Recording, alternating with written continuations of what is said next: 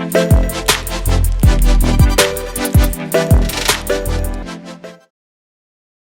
Evening दोस्तों, मैं आपको हिंदी विषय के अंतर्गत सीबीएसई बोर्ड द्वारा निर्धारित पाठ्यक्रम में एक पाठ होता है जिसका नाम है मैं क्यों लिखता हूँ, और इसके लेखक हैं सच्चिदानंद हीरानंद वात्स्यायन, जिनका संक्षिप्त नाम अज्ञेय के नाम से जाना जाता है।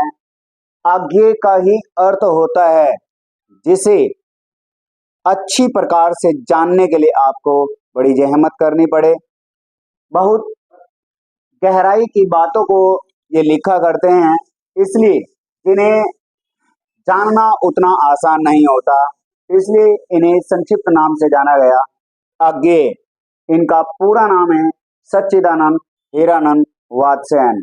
और ये पाठ का जो शीर्षक है मैं क्यों लिखता हूँ, यह अपने आप में एक प्रश्न है, और प्रश्न तो आपको देखने में बहुत ही सरल सा जान पड़ता है, परंतु इसका उत्तर उतना ही जटिल है। और इस प्रश्न का उत्तर लिखने के लिए कि मैं क्यों लिखता हूँ, वह आप लिख कर के ही अपने मन के अंतरात्माओं से अपने मन की भावनाओं को लिख कर के ही अभिव्यक्त कर सकते हैं। इसलिए इसमें कहा गया है कि इसका उत्तर उतना ही जटिल है, कठिन है। और लिखने के दो कारण हो सकते हैं। पहला कारण आपका आंतरिक व्यवस्था, दूसरा हमारी जो बाहरी व्यवस्था होती है। आंतरिक व्यवस्था के अंतर्गत आपका अंतर्मन जब उस प्रश्न की जिज्ञासा को शांत करने के लिए अपने उस प्रश्न का भाव जानने के लिए आप स्वयं से ही उन चीजों को जब अमूर्त रूप से मूर्त रूप में उसे देख लेते हैं, या यूं कहिए कि दृश्य रूप में जब उसे जान लेते हैं, तब जाकर के आप उन तथ्यों की, उन जानकारियों की, उन दृश्यों की स्वयं से अनुभूति करते हैं। अनुभूति का अर्थ यह होता है कि उन परिस्थितियों में आप स्वयं को वहां रख करके जब आप निर्णय लेते हैं या उसे महसूस करते हैं, उन मनोभावों को आप अपने आप पर असर महसूस करते हैं, तब जाकर के आपको उन चीजों की अनुभूति होती है। और उसी अनुभूति के आधार पर आपको जो अनुभव हुआ उसे ही आप लिख करके दूसरे लोगों के लिए प्रश्नों के उत्तर जानने की जिज्ञासाओं को कुछ आसान कर देते हैं। और यही कारण रहा कि मैं क्यों लिखता हूं, शीर्षक के आधार पर मैं आपको यह कह सकता हूं कि इन्हीं भावनाओं के आधार पर साहित्य का निर्माण किया गया होगा। क्योंकि व्यक्ति जब दूसरों को जानकारी देना चाहता है या दूसरों के लिए वो तथ्य सरल कर लेना चाहता है, तो वह लिख करके ही अपने साहित्य में, अपनी पुस्तकों में उन बातों को स्पष्ट कर देना चाहता है। और ये सभी लेखक अपनी जानकारियों को, अपने विचारों को अभिव्यक्त करने के लिए लिखते हैं।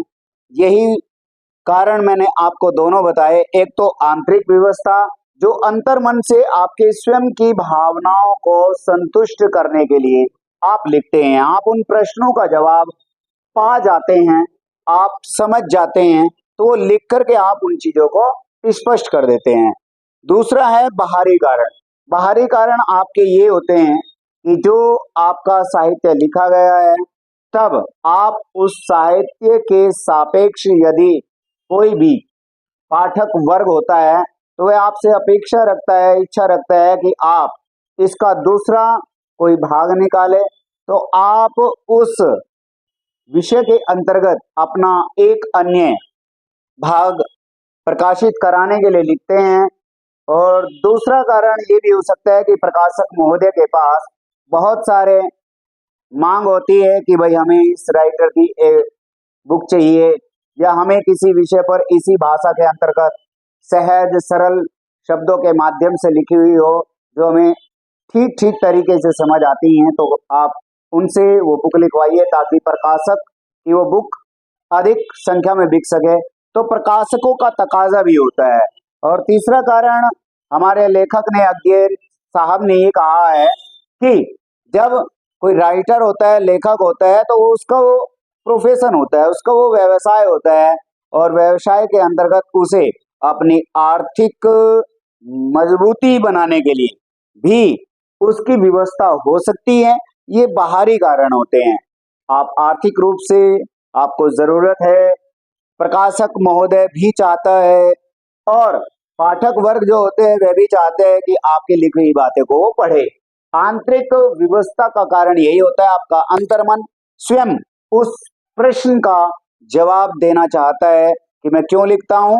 तो आपके मन में उठने वाले सवालों के जवाब आप स्वयं से ही निर्धारित करते हैं, जो सही सटीक उत्तर की ओर आपको एकाग्रजित करते हैं, और वह लिख करके आप उसका निरूपण कर लेते हैं, उसका आकार निर्धारित कर लेते हैं। और आकार से ही मैंने आपको बताया, जो विचार केवल और कल्पनाओं में आपके पास हैं, उन्हीं कल्पनाओं को आप अपने विचारों, अपनी सोच, अपने तर्क के रंगों से भर के उसे अल्पना रूपी एक प्रारूप प्रदान करते हैं। तभी आप उसका जवाब आंतरिक रूप से पा जाते हैं, और आपकी आंतरिक व्यवस्था खत्म हो जाती है, आपकी जिज्ञासा शांत हो जाती है। इसलिए हमारे लेखक अज्ञे जी ने इस शीर्षक के माध्यम से बहुत ही अच्छी बात बताई है कि कोई भी जो लेखक होता है वह क्यों लिखना चाहता है, उसके पीछे ये दो मुख्य कारण होते हैं। पहला आंतरिक व्यवस्था, दूसरा बाहरी व्यवस्था। आंतरिक व्यवस्था के अंतर्गत मनुष्य जब स्वयं से उन चीजों की अनुभूति करता है, उसे स्वयं से अनुभव करता है, तो वह उन्हें व्याख्या करने के लिए, उनका दृष्टांत देने के लिए, उनका स्पष्टीकरण करने के लिए वह लिख देना चाहता है। और यही कारण है कि हमारे अज्ञे साहब जी द्वारा लिखा गया शीर्षक मैं क्यों लिखता हूं, सरल तो जान पड़ता है, लेकिन इसका उत्तर उतना ही जटिल है। धन्यवाद।